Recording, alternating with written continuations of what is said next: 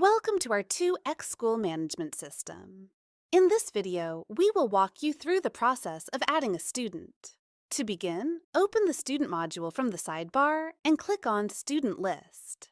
Here, you can view all existing student records along with important details such as registration number, student name, father name, family number, class, section, fee, dues, status, and admission status.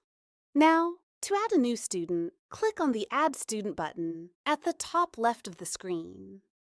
A student entry form will open. First, in the Basics section, enter the student name and father name. Next, fill in the date of birth and contact number. After that, select the gender and choose whether the student is for pre-admission or not. If needed, you can also enter the identification number and old student number.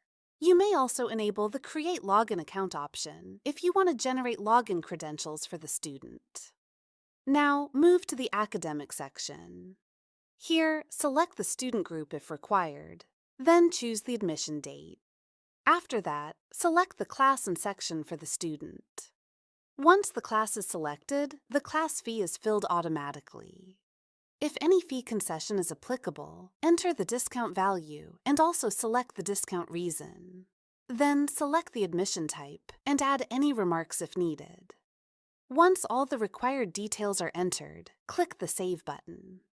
After saving, the student record will be added successfully. The newly added student will now appear in the student list, where you can view the complete entry along with the class, section, fee, status, and admission details. Next, we will click on the summary icon on the right side of the student row. Here, you can manage and view different student-related details, such as overdues, fees, fee relaxation history, attendance, family app login information, and student app login information. We will explain all these features in detail in the next video. This is how you can easily add a new student from the student list in 2X School. Thank you for watching.